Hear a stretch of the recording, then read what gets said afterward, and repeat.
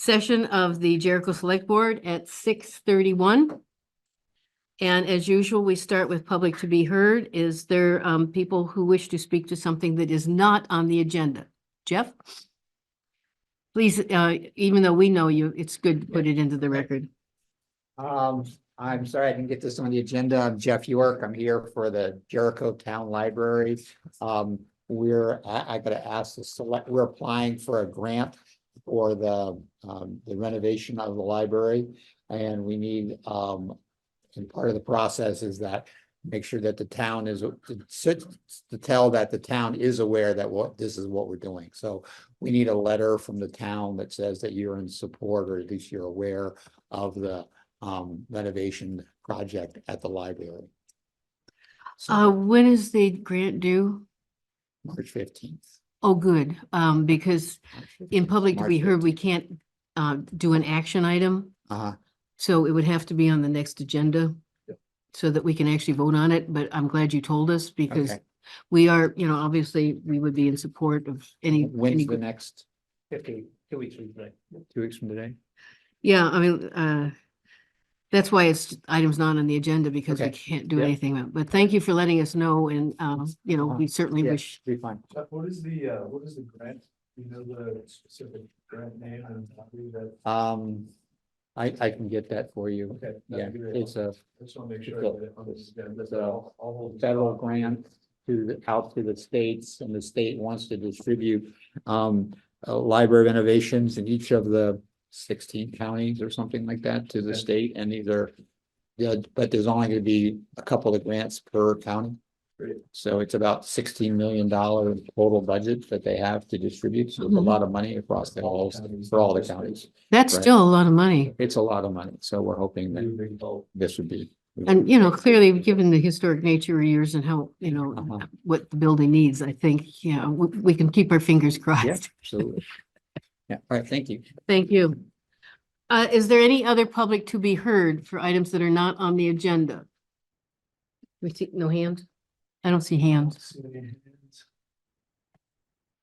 Okay, so we'll move on to the first thing, and this is the budget was approved and as well as the capital budget, and it went went to the warning, and so now this is the first public information session on the FY25 budget and capital budget. And typically what we'll do is much like we would do with town meeting. We'll go over the general categories, hit the highlights, and so we won't be hitting it line by line, but if there's something that somebody has a question on, then, feel free to ask at that time. And I will start with the details. Yes, please. That'd be easier for all of us. There is a hand raised. John, I think you're still not sharing. Yeah, I'm trying to get there. Okay. Oh, now you got to go back then. Is there a way for people to see the budget on their own at home? He's working on it. We're working on it there, Peter. Thanks, buddy. Well, no, I'm saying, is it on the town website somewhere, or can I only look at it through John's computer? My knowledge, it has not been posted on the website yet. Yeah, it needs to go there now. Yeah, Yeah. obviously. Before here. Yeah, it should have, but Right, it was just finalized Monday.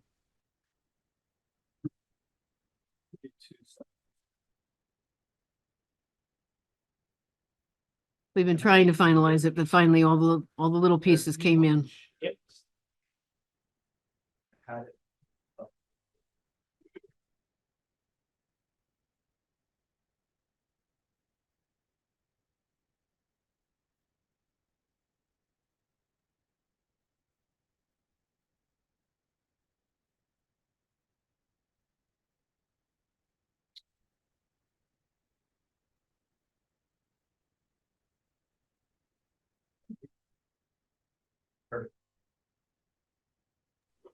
Hey, this is Erin. Before we get started going again, can John move the microphone closer to him? He's kind of hard to hear. I'm sorry, I had my seltzer in front of my microphone, Aaron. Oh, okay. Thank you so much. That should be better. Thank you.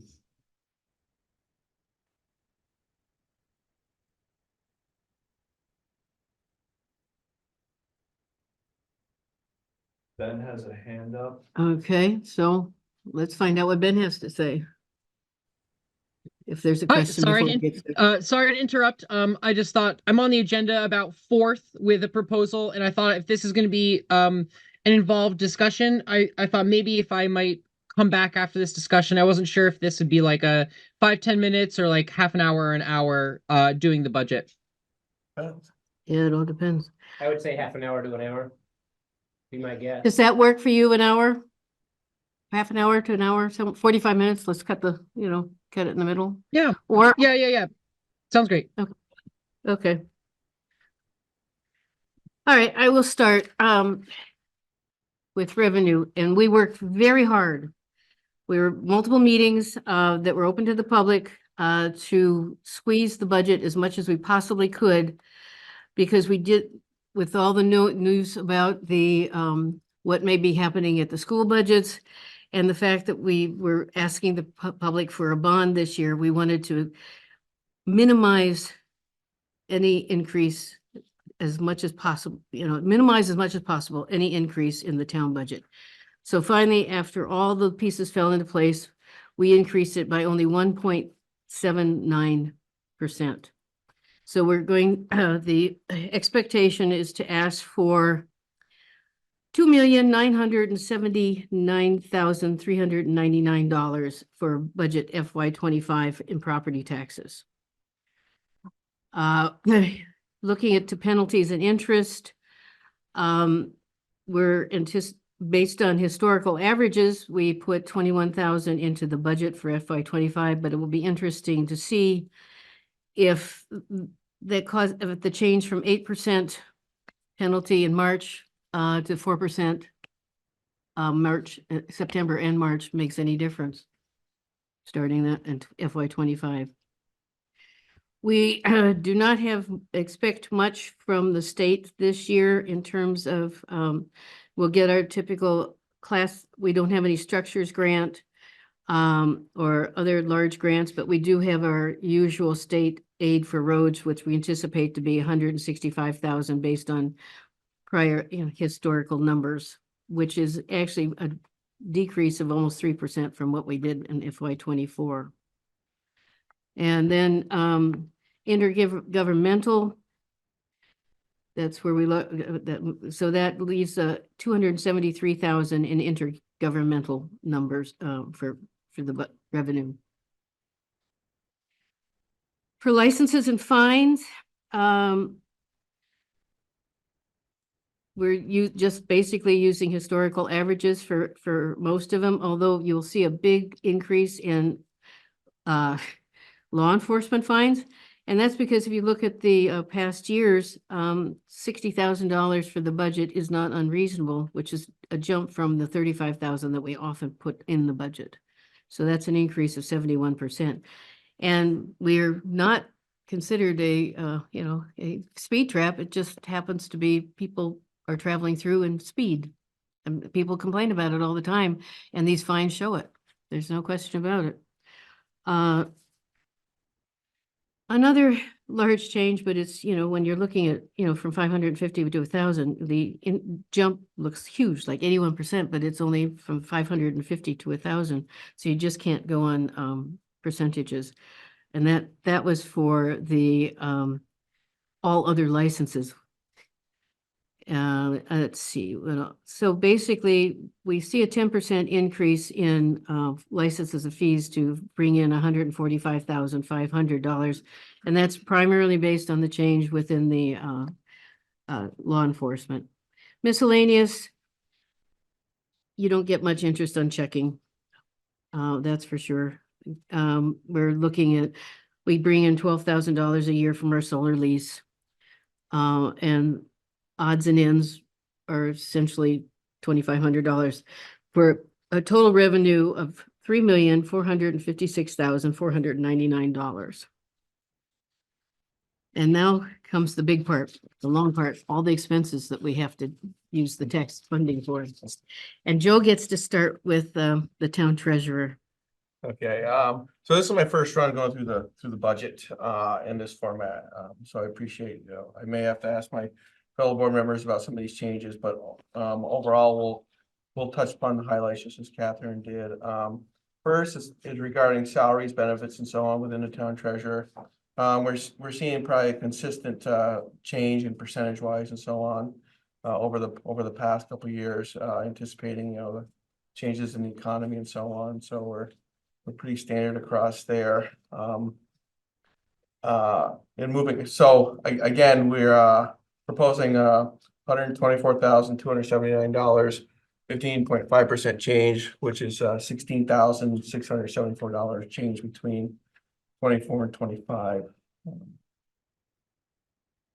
And again, if any questions, please hand up, or in the audience, please let us know.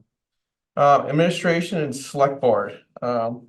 Overall, again, we're looking at the same some percentage increases. One thing I want to highlight is line 108, support staff contingency.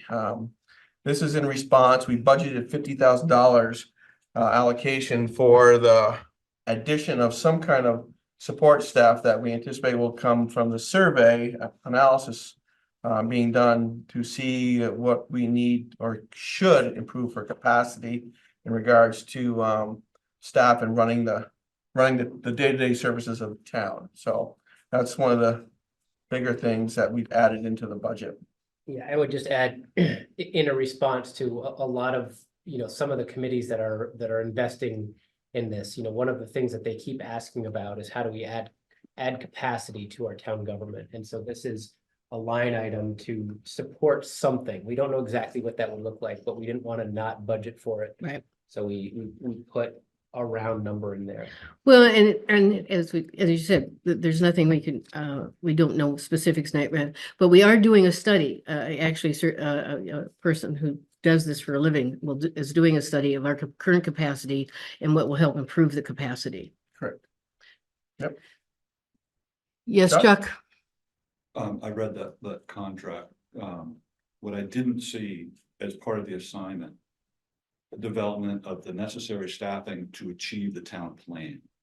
It looked to me like the investigator was going to go interview people about their work and maybe talk to some other towns, but I didn't see the objectives and the priorities in the town plan as being the objective as being what needs to get accomplished by the staff. And I think that whoever is doing that study needs to start with the town plan.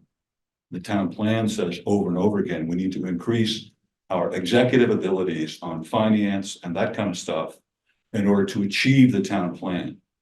And I believe that maybe that is part of it. Yes, I mean, that's what he's looking at, is to see where we. Is he starting with reading the town plan and saying, this is what the town intends to accomplish with this staff? What I saw in the contract was, we're going to interview the staff, we're going to look at what they're doing now, we're going to look at, kind of what the workload is, all good stuff. We're going to compare it to other towns.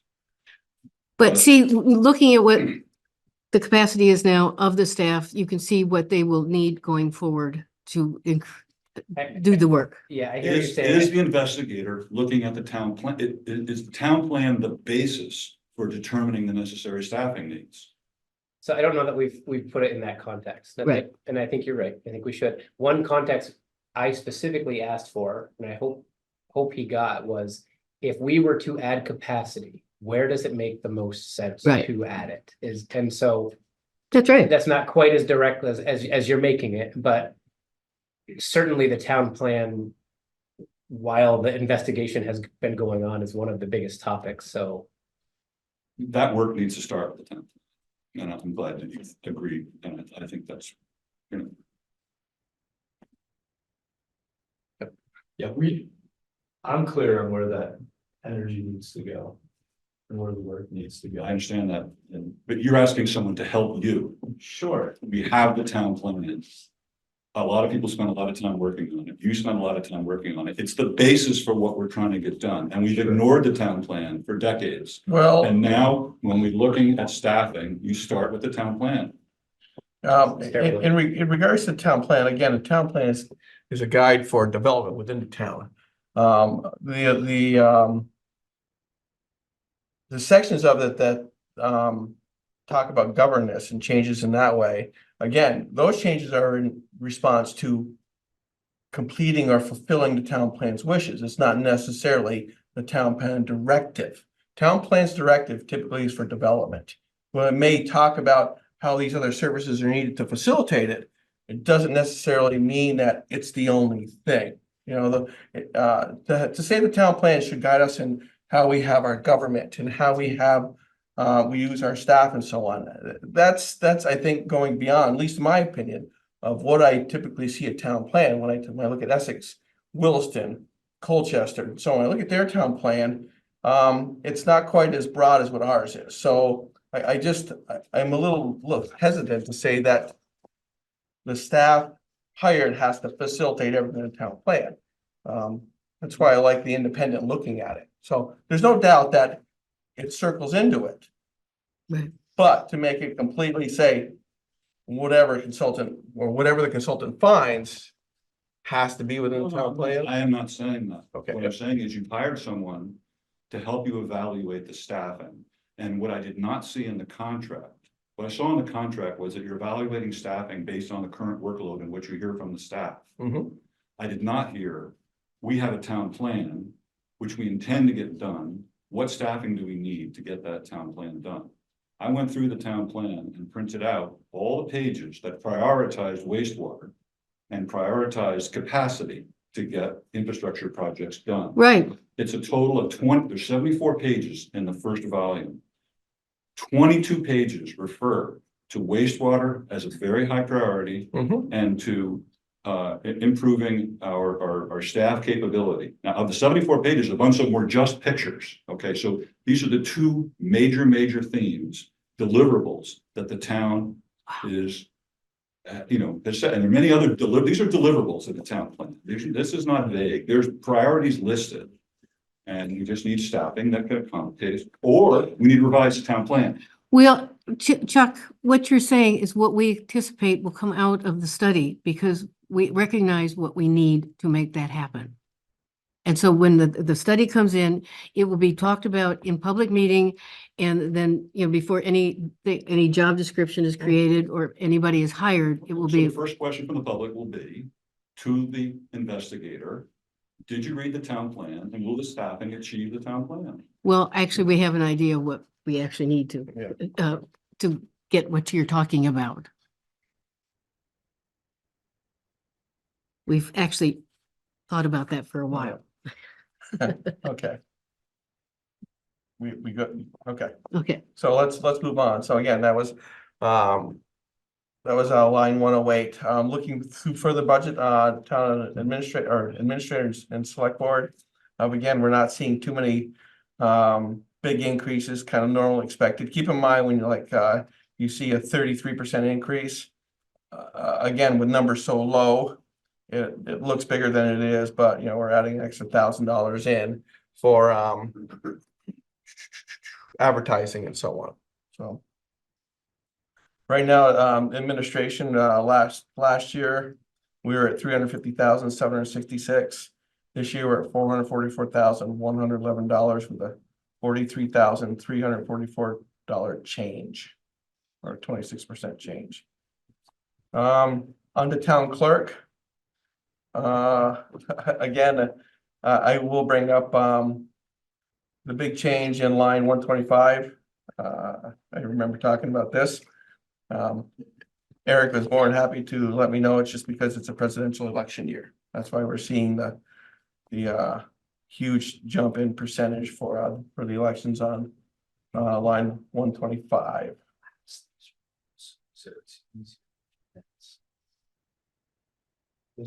Again, percent changes are kind of reflective of the values. Last year we had $782,000. This year we're looking at $862,000 with a $25,080 change, 14% change. Listings for the listers. Again, if you look at the first couple lines, salaries, benefits, 8%, kind of in line with some of the cost of living and other little changes we've seen. Overall, the total listing, we're only seeing a 6.1% change. Last year was $43,838. This year we're at $46,500 with a $2,662 change. Health officer, flat funded, looks like we're not proposing any changes for the health officer. Although do we have a new health officer? No, we've always had health, it's the dog warden. Dog one, that's right. We got a new dog warden. Heads out, that is out. Planning and zoning, so we've got some small changes. We do see one change in line 143, travels lead and so on. This is in regards to our town planner, trying to expand our capacity and knowledge of, grants and project management to facilitate, hopefully, some of the items in the town plan. That's right. So we're seeing, although it says 250%, we're still, it's $1,000, $2,500 difference to try to enable Linda more. Advertisement. We're seeing some drops. I guess I'm a little unsure why we're seeing the $10,000 change. The town plan is finished and we're no longer paying those consultants. Okay, thank you, Catherine. Overall in total planning and zoning, we're only seeing a 1.3% change. Last year was $229,353. This year is $232,356 with a $3,004 change. Now for the biggie. Highways and bridges. Again, we look across, there's not a lot of considerable change. One thing we do definitely want to discuss and disclose that is line 167, road improvement.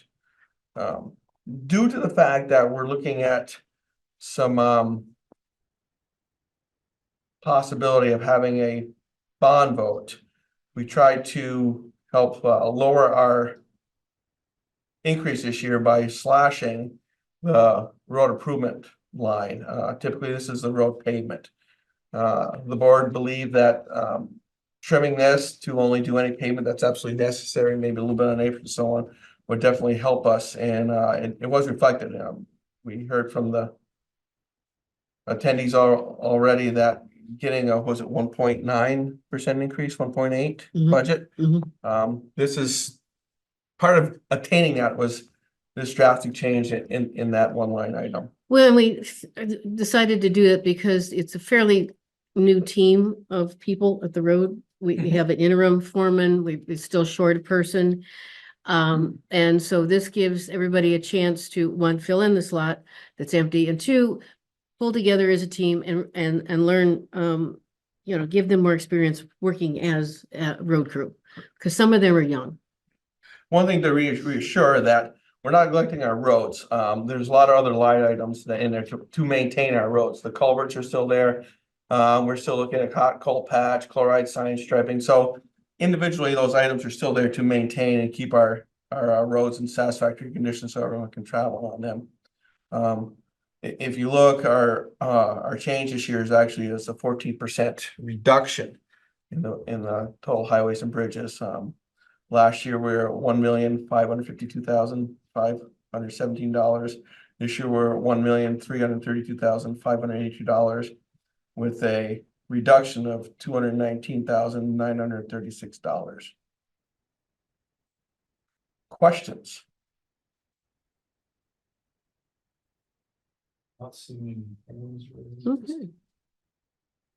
Okay, so I'm gonna start with summer rec. So you'll notice that first line is actually revenue. It gets a little confusing because we mostly covered revenue up there, but in this section, it just made so much sense to see the fees that we pull in. And so you'll see that's a pretty big jump of what we're expecting for revenue compared to what we budgeted for last year. But if you look at the actuals for 23, it's pretty in line. So, another important thing is to, you look down through, the salaries are up a little bit, benefits are up a little bit. But if you look at the net, so that dark bold at the bottom, that $19,000 is our total cost to the town because we You know, because we have those fees that offset all those costs. So the town gets an amazing amount of dirt for that $19,000 for that. And that 19,000 is a lot lower than what we budgeted last year. Insurances, unemployment, workman's comp, all that stuff is flat from last year. The big call out here in this next section, which is public health and safety, is police services are up by 26%. So 140,000 budgeted last year, 177,000 budgeted this year, and that's just our cost. And that is almost exclusively using the sheriff. We do have a contract with the state police, but we reduced the number of hours that They reduced the hours. they reduced it by of what's even available.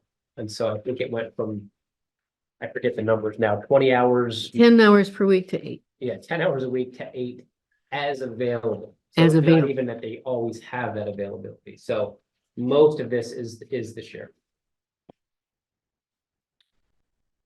I think there's a couple things to call out here. Building and property maintenance. There's really not too much here that's worth mentioning unless there's something anyone wants me to go into. Line 207, stormwater permits and maintenance. That is a drastic increase, and that has to do with the 3-acre wastewater rule that Jericho owns part of the responsibility of the Jericho East stormwater permit for the greater than 3-acre permeable surface. And that's where, and those permitting fees are what they're the entirety of that increase. Eric, just to interrupt for a sec, we're gonna find out on Monday. We have a webinar with the state. If there's, we've been told that there's gonna be grant funding available to communities and HOAs to offset the engineering costs of meeting the requirements of those permits. So Oh, wouldn't that be nice? yeah, we're That would be hoping good. that we can recapture most of the town's contribution. That would be great. No changes in Jericho conservation public use from last year. All the line items there are the same. The library salary and benefits are approximately the same.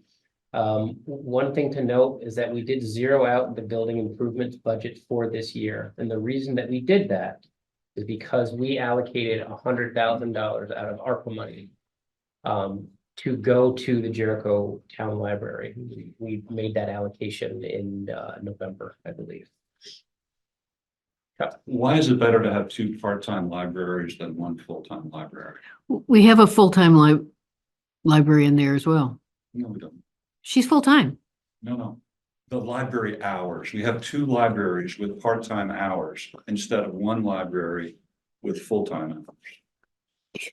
You got to talk to your other citizens because this is what they want. At the town meeting last year, there was a floor vote that clearly outlined of the people there that there was a lot of support for increasing our, I believe we increased the number of hours and we increased the salary of that position. The Jericho Town Library, yeah. And the other one is a municipality unto its own self. I understand that, but we pay to it. We have 2 part-time Right. libraries, you know. Yeah, we have nothing. That's the rest, that's the full public, the select board, can't say yay or nay to get rid of the Deborah Rawson nor, That's not what I'm suggesting. Yeah. But you are gonna write a letter of support yes. for a grant, which would imply long-term support for 2 part-time libraries.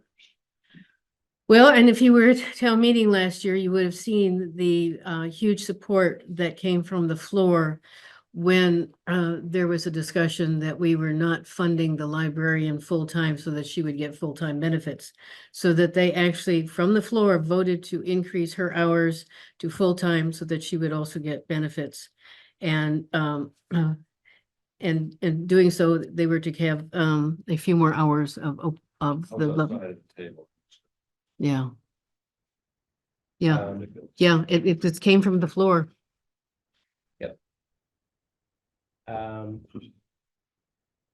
Mandated, I don't have any comments from mandated.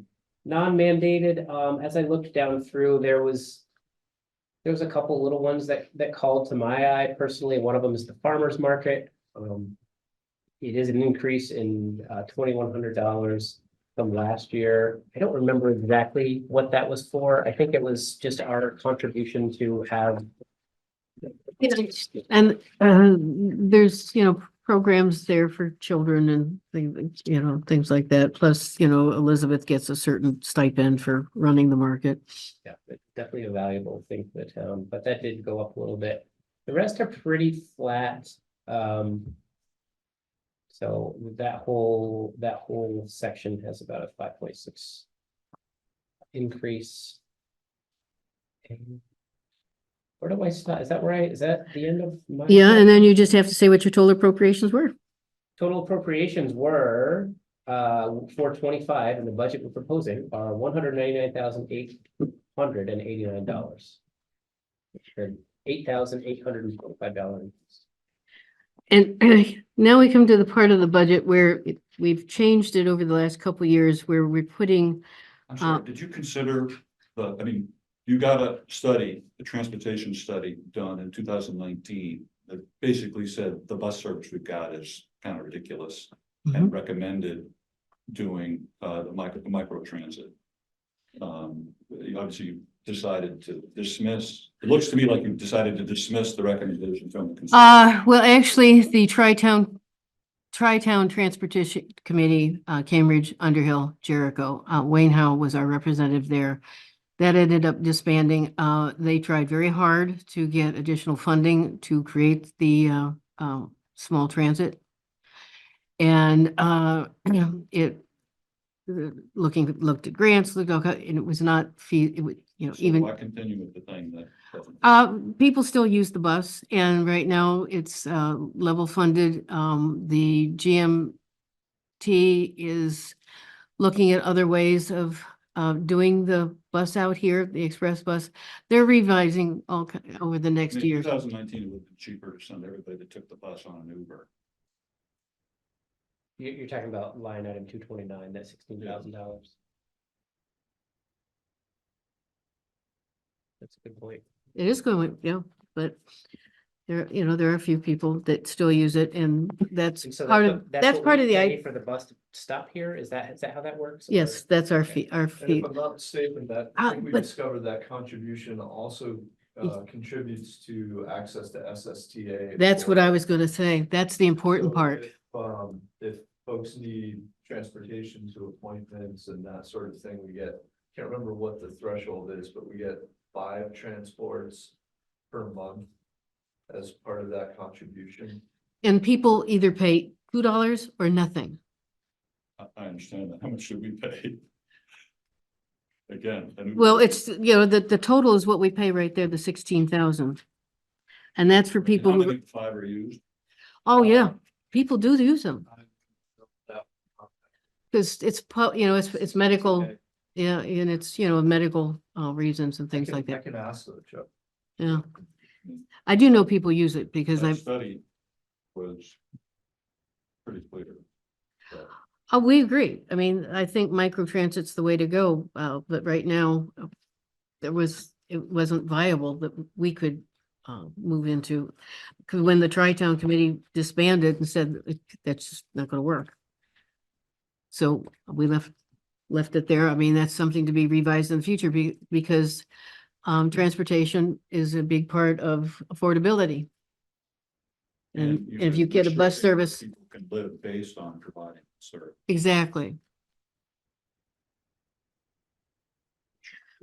All right, what's next is what we've done over the last couple of years, which is a change from what prior many years had been, where we put the purchase cost or the cash outlay and what the loans are used for, or the grants or whatever, together in what we call net cash out, like for example, net cash outlay for equipment.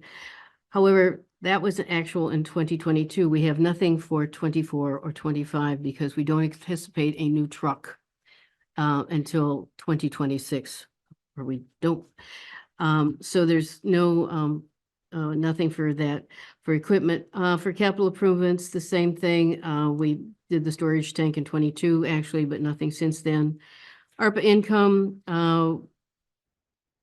there's money that was used in 24, but you won't see that because that's we're still in 24 and there's more to come. We're not anticipating spending any more ARPA funding until we know whether the bond passes or not, because we're anticipating using $500,000 of ARPA funding for upfront costs on the bond. There's nothing budgeted for the wastewater feasibility grant because that's in FY 23. The Riverside sidewalk, there will be some work in FY 25, but at the moment, we don't have any numbers for that. They're just beginning the process for that Riverside sidewalk. It's very early in the process. Do not anticipate any construction or sidewalk grants to be utilized this year in terms of construction. The construction for Riverside is 3 to 5 years out after you do all the paper, and Lee River is still in process, and so it's probably not until FY 26 before it gets constructed as well. Debt service, that's a biggie. You know, that's where things will change if the bond passes. Right now, the interest in debt, and that includes both the town hall renovation bond and truck payments. To be clear, just to be clear on that point, that will not change for 25. Right. If the bond passes. It will Exactly. change for 26, not for this budget. Exactly. That's why there's nothing, you know, but we do have debt service though for 25. And that is the truck and the town hall. Yes, I'm Yeah. just saying the debt service itself wouldn't change in 25 because of the bond vote. Right. Right. It's changed because of the truck that came in early. So it moved from 16,000 in 924 for interest to 28,000. And the principal payments went from 156 to 320, and FY 25, it's going to be 198,000. But it really is because the new truck came in early. And so it's, you know, we started paying on that in FY 24 and we'll continue in FY 25. Transfers and reserves, anticipate putting we're going to move some road impact fees and some heavy vehicle equipment fund to the general fund from the reserve funds, but at the same time, we're going to move money into the reserve funds to the tune of 85,000, because we're going to put money into the open space fund, and we're going to put $60,000 in paths and sidewalks, so that the net activity is 30,000 will be more going into reserves than coming out. So our total expenditures match the total revenue of $3,456,499. And then because these are separate, we have now what we call other collections and remittances. And the Underhill Jericho Fire Department budget, which was approved by Underhill and Jericho at the meeting in January, will be $579,107. That's a substantial increase, but it has to do, they're expanding their capital budget too. They're needing more equipment. The Deborah Rawson Library is its own municipality. They have passed a budget of $194,000. Well, actually, our portion of the budget is $194,350 for an increase of 7.5%. The Old Road Mill has its own reserve account, and it was based on 1856. So the money is approximately 18,000. This year it's $922 because it's based on a millage of the grand list, and it goes into reserve fund to help maintain that building. Conservation fund was voted on multiple years ago to have also its own millage, and that's about $35,045 that is going to be budget for FY 25 for a total of 248,000. Well, actually, I didn't add up the 579,107 to that. It's 248,317 for everything else, plus 579,107. And the remittances, because it's a pass-through, we pass on to the Underhill Jericho Fire Department, 579,107. That's our portion. Again, same amount, 200 to the total remittances. So they net out. And otherwise, that's the general fund budget. The what we're putting in the capital budget this year is essentially what Joe talked about, $100,000 for roads maintenance, from road improvements. Everything else was zeroed out in order to minimize the tax increase. What percent of the fire department is Jericho pay versus what? Yeah, it's 6238. So it's the same for this. Correct. Yes, yeah. Yeah, that's what the last census gave us, was 6238, so it's usually based on census. Because they thought about, well, do you do it on call volume, but it changes from year to year. So there's nothing stable about a call volume, because some years Underhill may be more, or Jericho might be more. So it was just safer to do everybody at the census. But, and Jeff, you're here, you'll see that we've zeroed out a couple of years, but it may not be that, we don't know, but we definitely zeroed out the library improvements this year because it gave us $10,000 to mitigate. And then we don't anticipate any other spending for FY25 other than that $100,000. So Money that we get, we still, that's expressed. that's under public safety. They actually had a fairly small increase this year, Chuck. Most of the expense people pay directly. We actually pay a lot, but that's the town portion. Most of it's big fees. Right. So I went through the town plan, the 74 pages of the first volume. I printed out all the pages that spoke about two things. The prioritization of wastewater was over and over and over again as, you know, a top priority. And my question is, where can I find in here evidence that you're serious about proceeding? We are serious because you're going to see in March these 3 public hearings on the wastewater facility scoping study. So from there, we will determine, you start getting grants, you start getting public funding from the state, you do various things like that. We don't know what the prioritization will be until everybody has their chance to talk. There's nothing in the capital budget. Well, not for 2025, no, because we haven't done anything. 5-year capital plan. There's nothing in there for wastewater. Capital plans can be changed every year, and this year we decided to minimize what we were doing. Yeah, I mean, keep in mind, we're still looking at the town garage too. There are a lot of information is gonna come to us from the Du Bois and King's preliminary study. And again, once we have a chance to review that, discuss that, look at that, then we can start looking at working with that, implementing some of the issues of the town plan and moving forward. But I think right now, we're still in the stage of gathering information. We haven't got all of our information yet No, on how we can allocate funds or. You know, we've been closer before than we are now.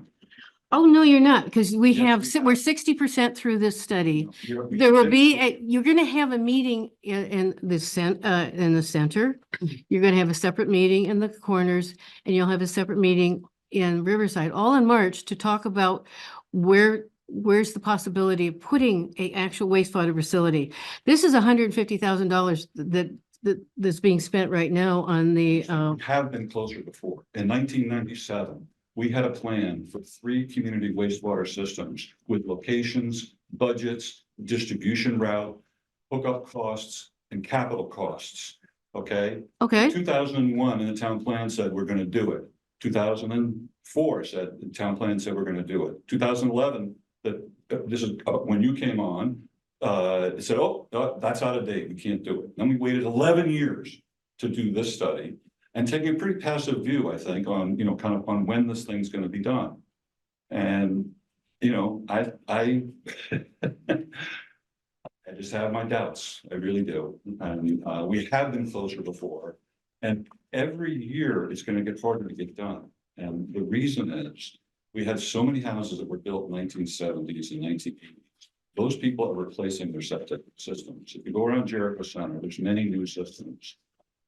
We did do a survey. The survey didn't say in 1997, hookup fees would have been $15,000 a house. Are you interested in signing up? No. We sent out a survey saying, would you like to hook up? We have a lot of people say, yeah, they'd like to hook up. But this is, we are losing, we're losing potential customers, major potential customers every year. And it's been a 15-year, it's been a 50-year conceit. Are you just worried about the center or the, in particular? About all, I have a new system. I won't need a new system for 30 years. Because I was My gonna- neighbors have a new system. They're not going to need. one Well, for and 30 see, years. that's, I think that's where why you have to have these discussions. Because Jericho Center probably will benefit much better from having water come in, because then you don't have the shadow zones over the septic, because so many people have already done the septic, as you said. And they're not going to be interested in paying another $25,000 to hook up, which you would require people to do in order to make it functional. So Chuck, There's nothing in this budget to keep this going. so Chuck, You keep in don't- mind, so right now, the state of Vermont is throwing a lot of money and effort in putting 44,000 new units into our environment, okay? They're really pushing this, okay? Understandably. Where I'm going with this is right now, there is a great environment for this. And we've done some really good legwork. We're 60% through this study and so on. The best thing is that the state is behind this too, Right. okay? So if we utilize whatever the state's backing with us, hopefully it's not just funds, hopefully it's zoning changes and wastewater changes, and we facilitate changes with our own zoning regs. Again, we're sending Linda to do project management class. Hopefully all this comes together and we can make this happen. I understand you want to see something right now in the budget, but I do surmise that next year, hopefully, we have some concrete ideas and we can allocate Right. some concrete money. Okay. All right. That's So right. I think the line item in the budget is that one that we called out, that person. My Right. plan for that person Support. is directly It says related to support wastewater. staff. Okay. The Right, thing is, the people who have benefited from the conceit about building a wastewater system for the last 50 years, or the people who live in it, we reserved 70% of Jericho for people who can afford 10 acres. We reserved 16% of Jericho for people who can afford 3 acres. With the whole concept is that we're going to have everybody else, all the little people, in 3 Bantu stands, and we're going to build them infrastructure. So the restrictions are in place. Okay, the restrictions that are justified by this intention have been in place for 50 years. We had a wastewater system plan for Riverside in 1974. We were going to do it jointly with Underhill. We had budgets, we had construction costs, we had distribution, we had everything all set. And then Jericho pulled out because there'd be too much development. Basically, they were afraid that Mrs. Mills was going to build a mobile home park. So we pulled out. 1997, it was all there. We had a plan, we had the budgets, we had everything. Again, select board handed it off to a committee. The select board again has handed it off to a committee. I mean, I'm kind of we are farther away than we have been in the past. Well, we're sorry you feel that way, but right, yeah. so we do have 2 hands raised. One's from our treasurer, Brian Stevens. I'd like to call on him first, if that's okay. yes, please. Brian, you out there?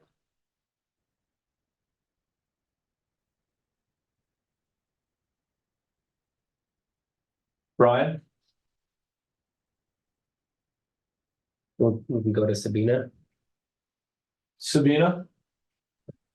Hi, I just wanted to offer a point of clarification. You're a little bit ahead of me already. I'm going back to the question that was posed, regarding, the microtransit, work. And I just wanted to point out for the record that, it is in the current town plan in the Getting It Done chapter, in the medium term,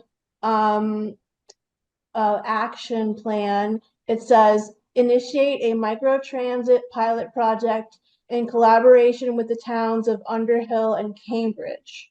So it is definitely something that we're thinking about, and we put that in our within 3-year time frame to really start working on that.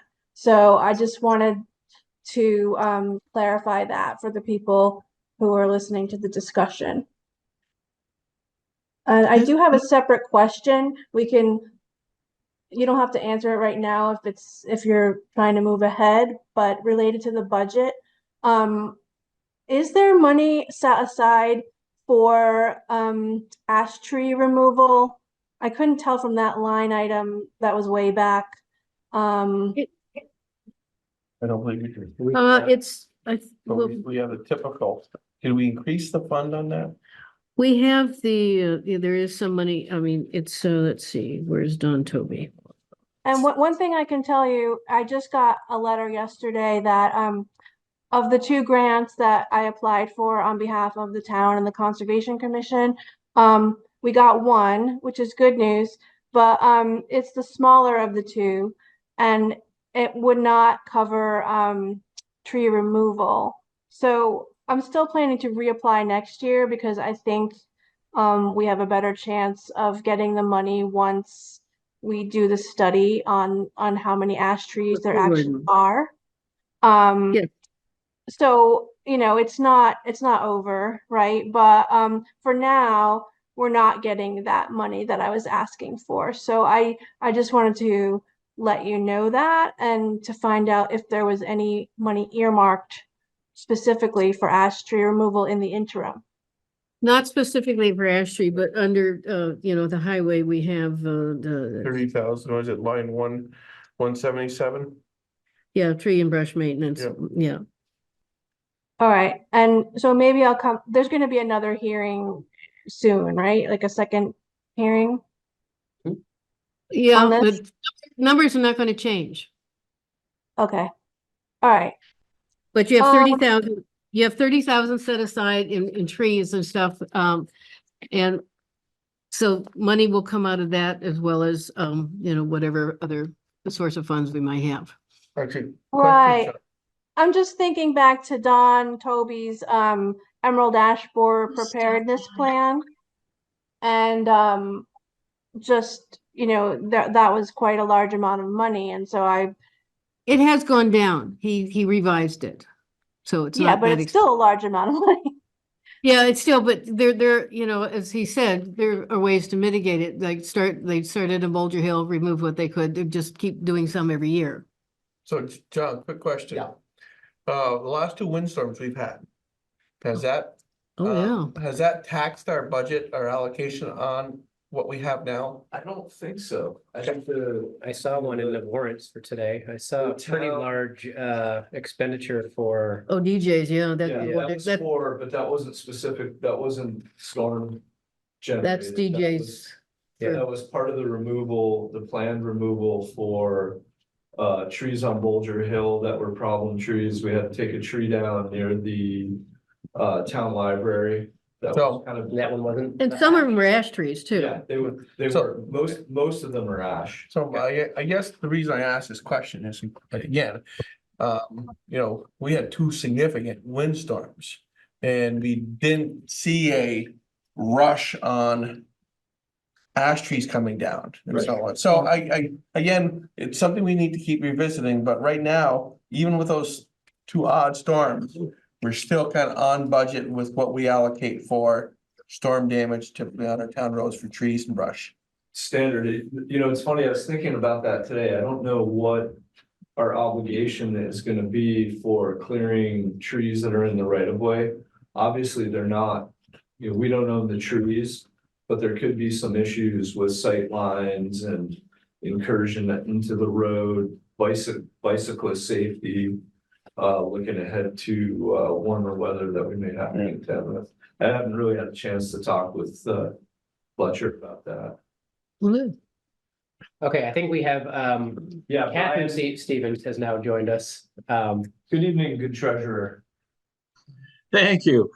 John, I just wanted to mention, I think, if you're going to go on to the capital plan, I do believe you might have the wrong version of the budget up there. Now, it didn't make any difference for the budget, except I think the fire department gross and payment, receipts and payment were in there. But it does Yeah. make a difference on the capital plan. So if you guys have the most recent version of the capital plan, I think that'd be great. That's just the $100,000 one, I'll do it. right? Right. You have that. Yeah. Yep. That's the most recent one we did on Monday. This one look better, Brian? Oh, there you go. Much better. Thank you. Mhm. Is there anything specific you wanted to call out or see, or? I'm gonna, I don't know if making it smaller helps people. Probably not, for that big.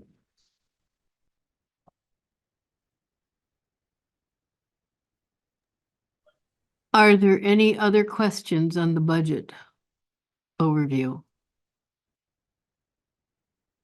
Anyone joining on Zoom that have further questions regarding the budget?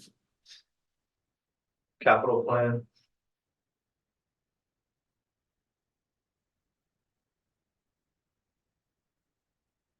Great. Well, that, what we do need to is, because this is actually a public hearing that's required, we started doing that when we did the Australian ballots during COVID, and we've kept it up since. But because it's a hearing, it needs a motion, and we need to change it says warrant second public information hearing on FY25 budget, capital budget, and overview for town meeting, including the bond vote, because that's what we need to have to make sure that that's, because that way they know it's the required meeting for the bond vote. So we just need a motion to warn it for February 26th at 6 p.m. I'll make a motion to warn the second public informational hearing on the FY25 budget and capital budget overview of the town meeting, as well as the bond vote for February 26th, 2024 at 6 p.m. Oh, it's an early one. Yeah. Okay. I'll second that. All those in favor say aye. Aye. Aye. Great. Think we'll get out early? Just kidding. That's just a joke. You never know. Mhm. Okay. I think we should read this, the resolution of necessity and, And also try to pull it up on the screen too. I want okay, to then try to we, jump in real quick in between. I apologize for interrupting. Is it possible to get the most recent version of the capital of all those budgetary documents posted so that people can get to them offline? I mean, on the website. It will be, Peter. yeah, You're right. It's a good call out. It probably should have been up there before the meeting, but we'll get it Yeah. up there as soon as, okay? Okay, and great. the town report should be coming out within the next 2 weeks too. Thank you. All right, this is the review and consider approval of the resolution of necessity for the town maintenance facility. And it says, whereas at a meeting of the select board of the town of Jericho, Vermont town, and present that held on February 5th, 2024, the select board determined that the public interest and necessity required that the town construct certain improvements as a town maintenance facility, the project. Whereas the estimated total cost of the project is $4,650,000. Whereas the cost of the project after the application of available grants and aid, if any, was determined to be too great to be paid out of the annual revenue and available resources of the town. Whereas the town is receiving $1,493,000 allocation in American Rescue Plan Act of 2021 ARPA funds, $500,000 of which is available to allocate to the project, which result in an overall taxpayer obligation of $4,150,000. Therefore, be it resolved that the select board hereby allocates $500,000 of ARPA funds to defray the cost of the project. Be it further resolved that the general obligation bonds or notes of the town in an amount not to exceed $4,150,000.00 should be issued for the purpose of financing the project. Such questions should be submitted to the voters at the annual town meeting to be duly warned and held for that purpose on Tuesday, March 5th, 2024. Be it further resolved that all acts relating to the proposition of incurring bonded indebtedness and the issuance of general obligation bonds or notes of the town for the purpose of constructing said improvements within the corporate limits of the town be in accordance with the provisions of Chapter 53 of Title 24 of the Vermont statutes annotated. Be it further resolved that the proposition of incurring general obligation bonds or notes for this purpose should be submitted to the qualified voters of the town as follows. Shall general obligation bonds or notes of the town of Jericho in amount not to exceed $4,150,000.00 be issued under Chapter 53 of Title 24 Vermont statutes annotated, payable from the town's general fund derived from the taxation of real property for a period not to exceed 30 years and subject to reduction by available grants and aid or other funding sources, be issued to finance the cost of constructing certain improvements to the town maintenance facility, the project. Be it further resolved that a vote on said proposition be conducted by Australian ballot at the annual town meeting to be held on Tuesday, March 5th, 2024, at which meeting the polls will open at 7 a.m. and close at 7 p.m. Be it further resolved that the town will hold a public information meeting on Monday, February 26th at 6 p.m. to discuss the bond issue proposition, explain the proposed project and the financing thereof. And be it further resolved that by this resolution of necessity for the project, the Select Board hereby ratifies and confirms the necessity of the project and confirms that the cost of the project is too great to be paid out of the town's ordinary annual income and revenue. And so we just need to a motion to accept the resolution of necessity. What was that middle part? I make a motion to accept the resolution as read by the Select Board Chair. I will second that motion. All those in favor say aye. Aye. Aye. Great. What was that? Oh, That was I good. gotta be careful, I might not get ready. Dr. Larry. Uh, Out there?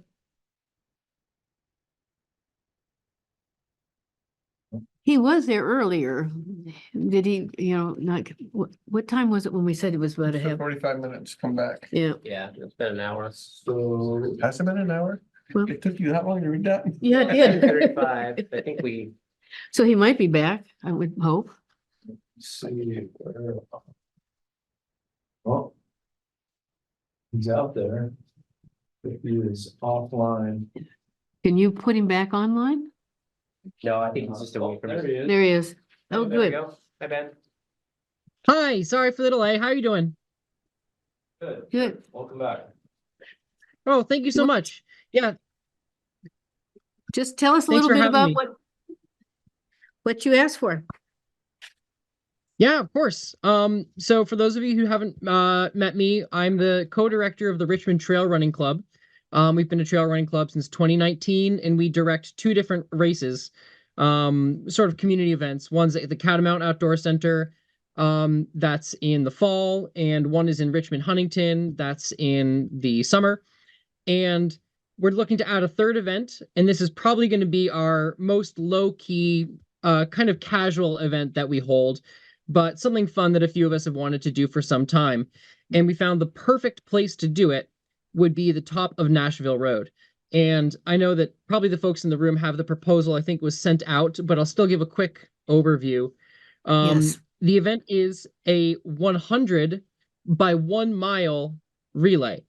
And so there's a lot of us who are big, long distance adventure runners, but we thought it would be fun to have a bunch of people run 1 mile. And it's really a challenge to see how fast we can run 100 miles, but each person only runs 1 mile. So we do a relay back and forth. You tag off and each person runs 1 mile.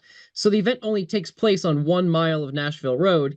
And that would be the very top of Nashville Road, because that's the place where the visibility is the best. It's the place where the road is the flattest. And we thought it would be the safest place to do it. We also considered Cochrane Road. You probably know there's a lot of controversy about runners on Cochrane Road in Richmond. We've had a lot of talk about that going through our select board and a lot of meetings. And yeah, so we thought Nashville would be the perfect spot, and the impact should be really low. We're just going to have basically one little table with water at one end of the mile and one little table with water at the other end of the mile. And it should be within the public right of way, you know, the region between the edge of the road that is within, I think it's like 49 feet wide or something. And that will be actually on the side that is the Ethan firing range side. It'll be entirely within that property, but it will be, of course, within the right of way, just that little aid station. And the benefit of this style event is that there are only going to be 5 or 10 people on site at any one time, because it's going to be a couple people warming up for their leg, a couple people hanging out, and then we'll rotate people through.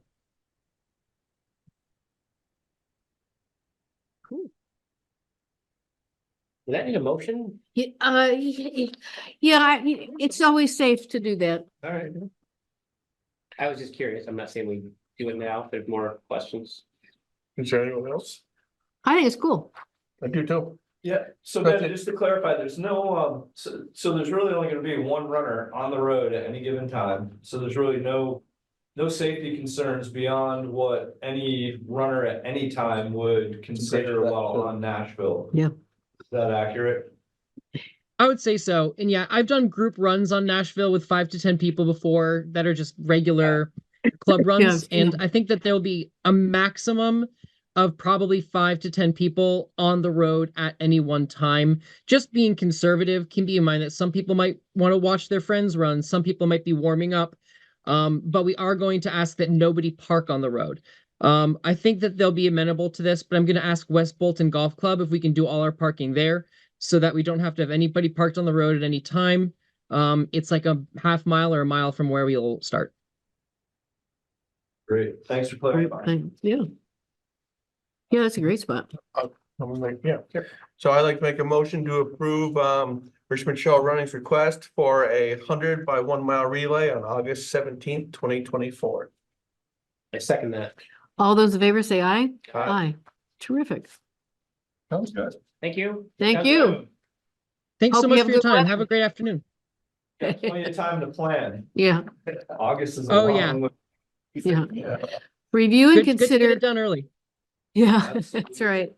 Review and consider request Trails Committee name change. Yeah, so we have, Niels, we have you here representing the Trails Committee, is that accurate? And we've got Jessica. Yeah. Great. Welcome, Jessica.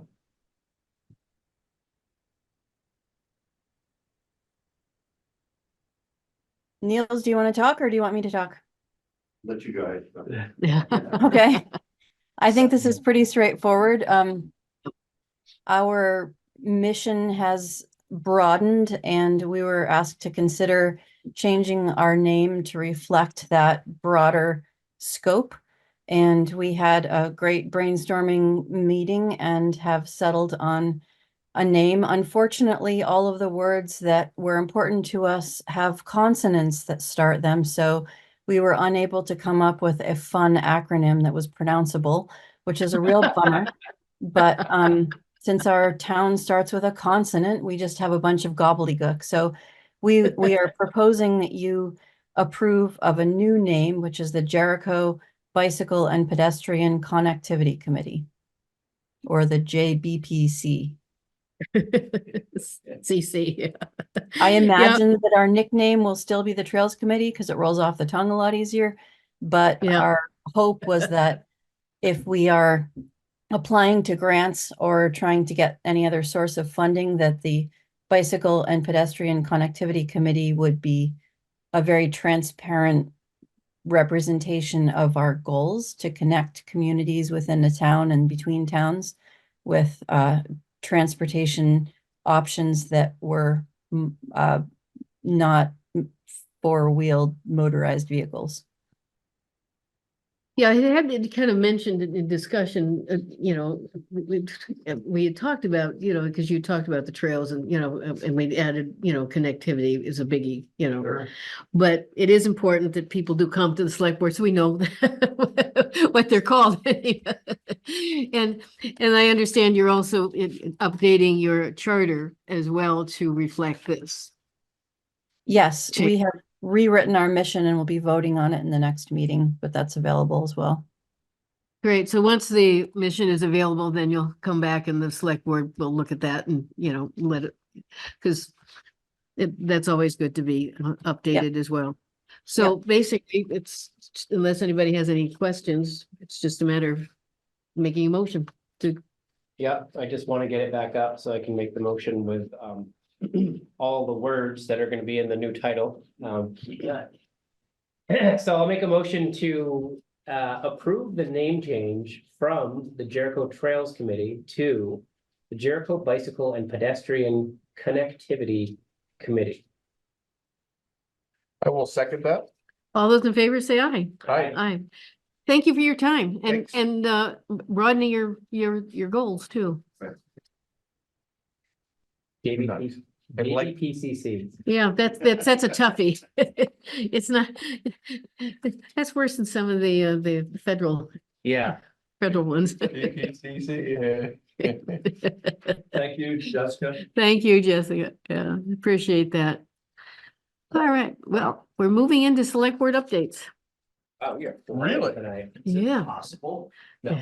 No, no, no.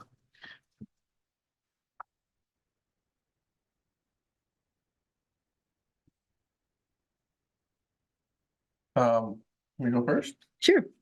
As far as select board updates, was it last week? I think it was last Thursday. I was a joint meeting with John, Linda, David White and I, and Chris Flynn regarding these zoning law zoning bylaw changes and so on, and how we're moving forward. Very productive meeting. We outlined specific task goals, order of ideas and so on, and how we're going to move forward with input from our planning commission, our zoning administrator, hopefully input from our DRB too. Yeah. So great meeting. We really got off on the right foot. I was very happy that I was able to be part of it too. Great. That's great. Yeah, I think that's a good idea because it's important that the planning commission and the DRB periodically connect to, you know, to both be on the same page or understand. I don't have anything except that, you know, we did have the Jericho Energy Task Force had the nuclear now. I think at least 15 people came and on a particularly bad night, we were surprised that many people came. That was the Oliver Stone. Yeah. Oh, let's see it. Oh, it's good. Is it available Um, in other places that? I don't know. I don't know if the fee we paid was just for that night or whether the library now has So it. you had to license We licensed it. Yeah. Gotcha. And so it was very well done. People were actually surprised at how hopeful it sounded, actually. And they really wanted to talk, but because none of us had any experience and we were not able to secure a speaker from Green Mountain Power who has 25% of their energy from nuclear. We you know, we just kind of talked around among ourselves, but you know, there were people who, you know, thought that, you know, maybe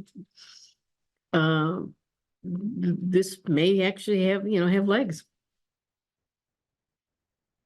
Cool. But it was, I mean, he was really, we thought it might be much more, but it was nicely done. SJ, I saw you had a hand up and I'm not sure if I missed it or. I did. I just wanted to offer the services of your friendly Affordable Housing Committee on the bylaw modernization project. Okay. Great. Thank you. All I want is this the stretch code. Oh, yeah, that's right. The what?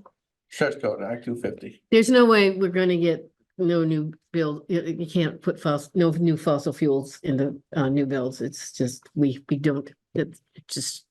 I'm working towards that in my house. Yeah, I know a lot of people are. I mean, it's a great My idea, back is arguing me every time I cut the firewood. but it's very difficult for, I've checked into that, and it's difficult for a town our size to do that. Burlington and South Burlington can do it. We're able to do that and have the zoning, because both they have building codes. And two, they also have mechanisms of being able to do it, be it the fire department or other mechanisms. Granted too, again, well, we may not be able to achieve that level, but we can also, again, look at any kind of incentives we can give Yes, in our zoning regs to facilitate that, you know, so. there's Absolutely. pluses, Minuses yeah. on it, but But- again, I do think that this is part of the zoning bylaw changes. If people wanna, if applicants, developers want to look at possibility of doing that stuff, they should have some sort of benefit to them too. I think so. I mean, Density bonuses and there's so on. exactly. But you know, if nothing else, instead of just the plain old RVs, it's stretch code, I mean, because a lot of towns have just adopted the stretch code, because the state state updates that about every 5 years, so that the new construction that starts after that particular update, you're always increasing the energy efficiency of the stock. But that's where we are. Great. I have a couple of updates in no certain order. I just wanted to, Catherine, getting back to your input on the potential location for an EV charging station. Mhm. So we put in the application. So once we hear, even though this may not be the optimal location, I was completely unaware that there had already been consideration of a location near the middle school and the library. We can certainly revisit that and see what the consultant. Yeah, I mean, in the future, but I think say. it makes sense to, you know, just the optics are really nice if it is at the town hall to start with, for one thing. Yeah. But the Underhill Committee had done a lot of legwork, working with the Green Mountain Power several years ago, when the state was giving out grants to groups. But then they changed their mind about the fast charging and then went statewide, and you know, it all fell apart. Yeah, I'll see what's available and I'll report back and maybe connect with Brad and the Underhill folks. I did want to give a slight update regarding the upcoming solar eclipse on April 8th. We haven't had much discussion. I was on a meeting with a group of town administrator, town managers from Chittenden County last week, and the expectation is high that there will be a significant influx of visitors. Where they will land and what they will do when they're here is the big question mark. So assumption being there'll be, you know, a lot of accommodation necessary in the greater Burlington area. I heard 150,000 people We are heard expected, 250,000. 150 to Vermont. Yeah. Yeah. So, and again, from what I understand, within the path of totality, I guess, St. Albans is kind of ground zero for the maximal amount of viewing during that time. 3 minutes and 30 seconds. Yeah, so it's gonna be an action-packed 3 minutes and 30 seconds. But Jericho's not bad. 3 No. minutes? No, we talked, and I didn't have a chance to talk with Brad when I was on with him today, but there is an expectation that there could be a lot of pass-through traffic in our community for people who, again, if the stars align and if we have clear skies, Oh, yeah. if viewing would be better done on top of Mount Mansfield, there's expectation that trails could be inundated from this side, from the Stowe side, from Bolton. Rough time. From It's a people. rough time of year for. It's a really for rough time of crafts. year. And I know- Yeah. Yeah, that's I know right. that The way we've been going, spring has been late. That's Finishing that up, so- real, that, And you know, grind A&R is. and Green Mountain Club have been in conversation because travel in those parts of the long trail and trails above 3,000 feet at that time of year are not supposed to be happening. Right. Yeah, It's, so how that's gonna be enforced or oh, how yeah. people are gonna be educated, that's kind of the task that lies ahead. We also, eclipse related news, a number of us were notified about the ability to order glasses to be distributed to residents.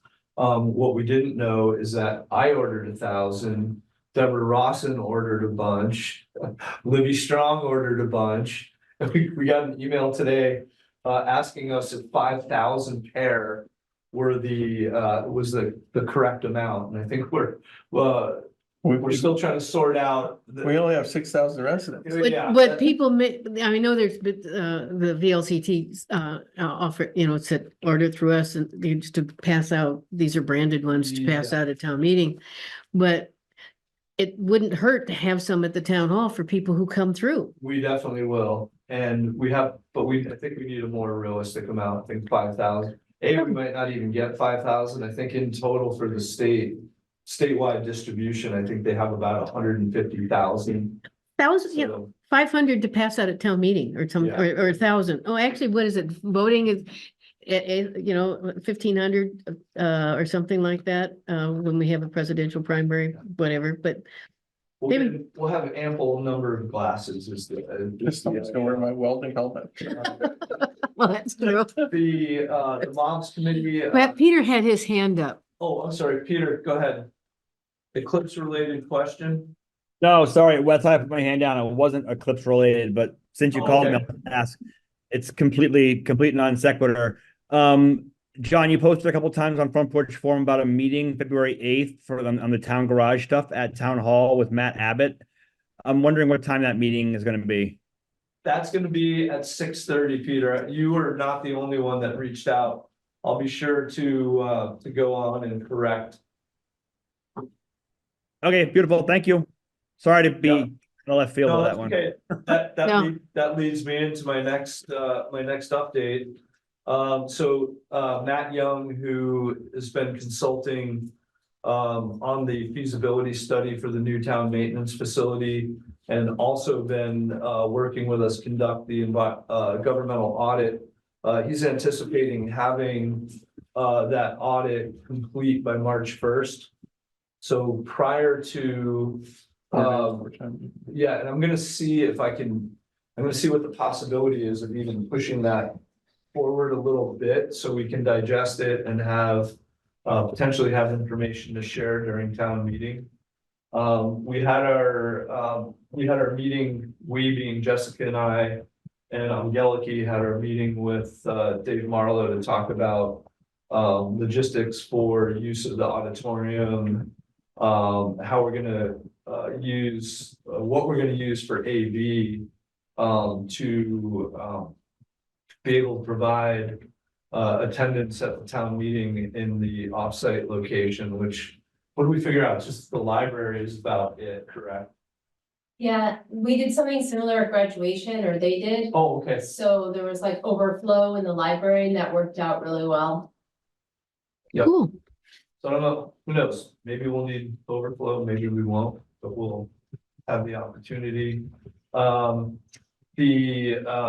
The town maintenance facility, the new town maintenance facility, upcoming open garage is going to be happening on Saturday. It's looking like the weather will be cooperating in a way that will allow the highway department crew to have all their trucks parked with plows similar to what we did before the holidays.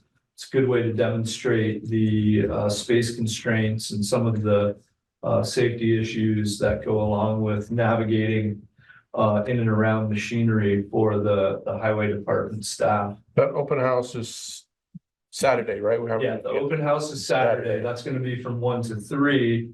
And 1 week from tonight, which is the meeting that Peter was discussing, it'll be a community information forum regarding the new town maintenance facility. So if people weren't able to either be here or view the presentation that Matt did for the select board, a few meetings back. He'll be here to, together we'll do a duplicate, presentation of the existing conditions. We'll talk about the proposed design and functionality of the new facility, give people a deeper understanding of the costs involved, the bonding formalities, and all of that, so people are feeling educated and capable of making informed votes looking to town meeting.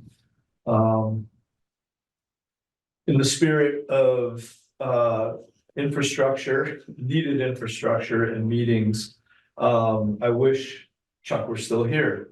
The wastewater, because we are now at the 60%, reached the 60% point in our wastewater feasibility study with Du Bois and King. The next step is going to be to, now that potential locations within our designated village centers have been identified, Linda and I and our consultant, John Ashley, are going to be conducting community meetings for people in those designated village centers. So starting with the Riverside and Commercial District on Wednesday, March 13th, we're going to be holding that meeting here in Town Hall. And I think what we've locations have been a point of discussion. We originally wanted to do the meetings in the villages indicated. We had a scheduling problem in getting the community center for the time that John was available for folks in Jericho Center. So in light of that, we decided that we're just going to, for sake of equity, we're going to conduct all the meetings here in Town Hall. And what time is that scheduled for? So those are going to be happening. Those are going to be happening at 6:30. The first is on Wednesday, March 13th. That's for the Riverside and the Commercial District. The next is slated for the following Wednesday on March 20th. That's going to be for folks in Jericho Center. And the final meeting will be Tuesday, March 26th, here in the town office for folks in the vicinity of Jericho Corners and the designated village center here.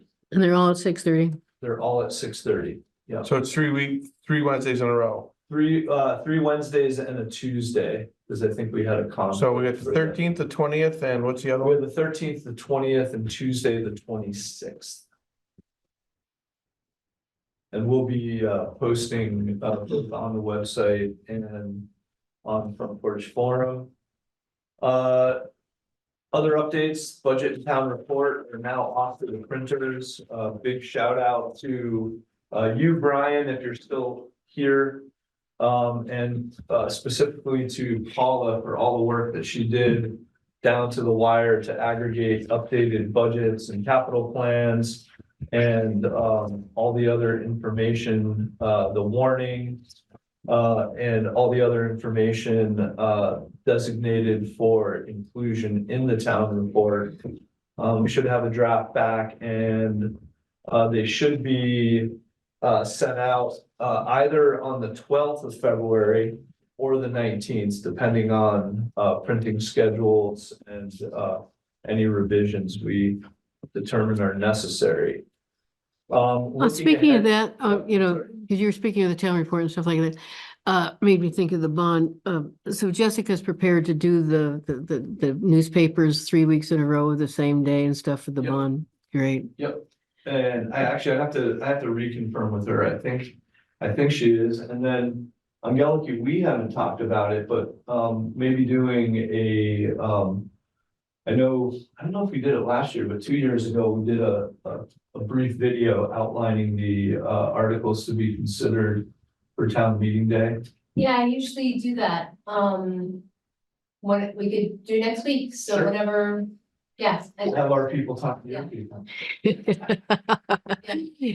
Yeah, and then the town has to post, what is it, 2 weeks ahead of time or something like that, 5 different places. And I did want to mention, as it came up in the resolution, we are obligated to do a community meeting on the bond vote. Right, and that, The Saturday prior, have you? done no, that? we're doing it on the 26th, Oh, because, we are, okay. yeah, So we because, can do it in because, prior to that, right, it had, because I don't think you had a date, that he just put a date in there. right? Because the bond vote is an Australian ballot item. Australian ballot items are you have to have a required information meeting within the 10-day period prior to town meeting. Correct. So that's why we can do it rather than do a Saturday. And I'm And so we noticing included that in the motion. that we Yeah, made that's tonight. why we did the motion the way we did. Yep, and we need to, I need to make sure that that gets included in the signed copy too. SJ's got her hand up. SJ, Sorry, guys. Is the 60% water feasibility available for viewing, or will it be before the 13th? yes, it will be. Cool. And I'm not, yeah, I think Linda and I have been going back and forth with John Ashley. We should have it sometime next week, and we'll post it and advertise its posting immediately after. Awesome. Thank you. You bet. Looking to next Tuesday, the planning commission is going to be hosting a discussion of the Riverside sidewalk project. So we're gonna have the state consultant, Israel Maynard. We're gonna have Israel Maynard? yeah. He was an intern for us for a couple of years. Nice, really, I really like that. Joe, this is a pattern. Every time I mentioned He's like, what? someone from the state, oh no, it was Vermont Gas, you're like, that guy was an intern. Yeah. There's a lot of people that underneath me. He's got a great track record for placement of interns, I have to say. Well, that's good, you know? Yeah, Cy Sarapali, who's been the Chittenden County Regional Oh, yeah. Planning project manager, working with Linda and I on the Riverside Sidewalk project is also gonna be here. So there'll be an opportunity for people in the neighborhood have been notified. There'll be an opportunity for people to come and ask questions about the scope of the project, what's gonna be happening during the When is that meeting again? Sorry to. that's next Tuesday, the 6th at 7 PM, Joe. And that's it from me for now. Okay, great. Well, then, moving right along, we are going to sign the warrants and approve the minutes is next of 118, and then we'll do 129. Oh. Oh, Monday. Yeah, I Monday. think I stopped reading. Read the first one, but I didn't notice the second one. Well, it's very short. Yeah. On the remote attendees on the January 18th, I assume Jim is Jim Carroll. We never did get an answer on that. We asked, we never knew. Oh, I'm sorry, did I? Because you thought Jim was there, but, Jim was there. okay. It just said Jim on the Yeah, screen. He was not in the audio. but he was Yeah. on the remote, but There was but- someone named Jim. Jim, there was someone in there, but again. I assumed it was him. we don't know. So, I guess I wouldn't put his name then if we didn't know. Correct. But anyway, it's just Jim. Jim unknown. Okay. So that's I'm too sorry, bad. Catherine, you're on the first page of the one Yeah, eighteen minute. January 18th. Yeah, number 12. So I guess we have to remind people when they sign in that we need the full name for the attendees. Yep, And then 420 to 421. It says, John said Jessica has received no petitions for town meeting articles. Then the deadline is January 29th. Well, that was 2 different dates. So receive no, I think it's better to say no petitions for town meeting articles, which is January 18th, January 29th is the deadline. If you want to use the January 29th, that's the deadline for those running for office. Because we were able to know that because we were meeting on the 18th. Yeah, do you think we need to include the running for office in this case, or? No, because it was just January 29th was there. If you just wanted For all to, petitions. So, yeah, I'll just, Deadline is January 18th. so I'll just strike out the deadline is, and I'll put articles, which is January 18th, yeah. 2024. And then although I mailed this, I emailed it to Donna on Friday after our meeting. It didn't make the minutes. Because I checked to make sure. I thought, well, I thought I typed it out and I have it in the sent file and it went out. So anyway, but we need 509 and for how many lines it is. Eric motioned, Joe seconded, the motion passed 3-0 to come out of executive session. Eric motioned, Catherine second to authorize Joe Flynn to represent the select board at the DRB hearing on January 24th, 2024. Motion passed 3-0. Joe motioned, Eric second to adjourn at 10:47. Motion passed 3-0. Well, then early then, out of here before 11. Yikes. Yeah, it was. And so we just need a motion for that. Motion to approve the minutes as amended. I'll second that. All those in favor say aye. Aye.